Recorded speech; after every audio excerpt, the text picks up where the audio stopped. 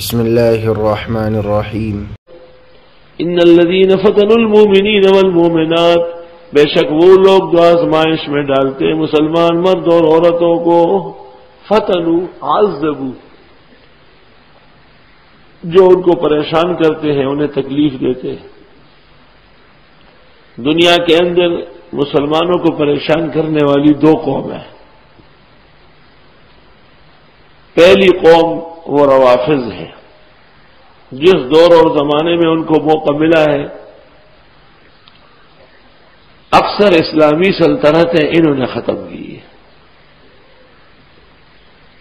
ابن القمی جیسے آدمی مستعصم کا وزیر تھا اور اس نے ہلاکو و چنگ احسان سے ساز باز کی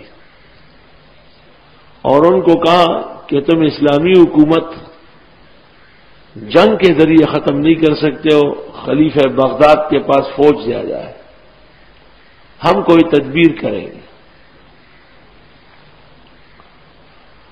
اور تدبیر یہ کہ تم 400 مسلح افواج لے کر کے آؤ، دعوت کے بعد ہے۔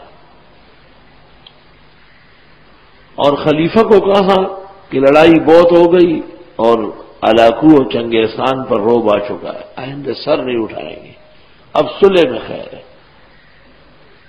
اور صلح اس طرح ہوگی کہ ہلاکو اپنی بیٹی آپ کے شہزادے کو دے گا، لیکن آپ ایک دعوت کر لیں۔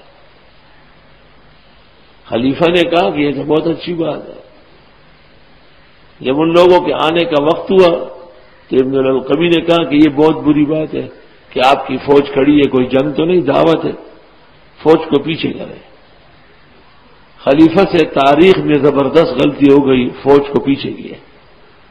عین دوپہر کے کھانے کے وقت 4000 مسلح افواج ہلاکو لے کے آئے، بادشاہ، اس کے گھر والے، بال بچے، 400 اس کے سے زیادہ وزراء، 2-3 ہزار علماء، ان سب کو دسترخوان پہ ذبح کیا۔ اور شاہ صاحب نے فیض الباری میں لکھا ہے کہ یہ لوگ اوپر دسترخوان ڈال کر کھانا کھا رہے تھے اور نیچے سے سسکیوں کی، ہسکیوں کی، ہچکیوں کی آوازیں آ رہی تھی۔ 656 ہجری ہے یہ، اور سقوط بغداد ہو گیا۔ اس کے بعد آج تک اتنی بڑی حکومت قائم نہ ہو سکی۔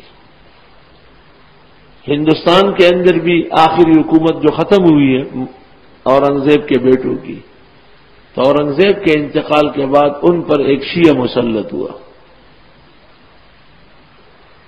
اور اس نے ان کو کہا کہ تمہاری تمام تکلیفیں دور ہو جائیں گی، لیکن تم خطبے سے ابوبکر، عمر و عثمان کا نام نکالو اور ائمہ معصومین و اطہار کا نام ڈالو۔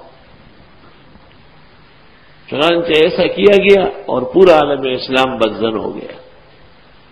لہذا انگریز نے آسانی سے آ کے شاید فرق کو اور ان کو جکڑا اور ان کی آنکھیں نکال کے دہلی پر حکومت کر رہے تھے۔ جو جماعت اس کے قریب ہے، جن کے مذہب میں انبیاء معصوم نہیں اور صحابہ معفو نہیں، انہوں نے بھی اپنی تصنیفات میں صحابہ پر ناروا حملے کیے۔ اس جماعت کا فلسفہ بھی یہی ہے کہ اہل حق کو پریشان کیا جائے۔ جزاک اللہ خیر۔ آگے زیادہ سے زیادہ شیئر کریں اور ہمارے چینل کو سبسکرائب کریں۔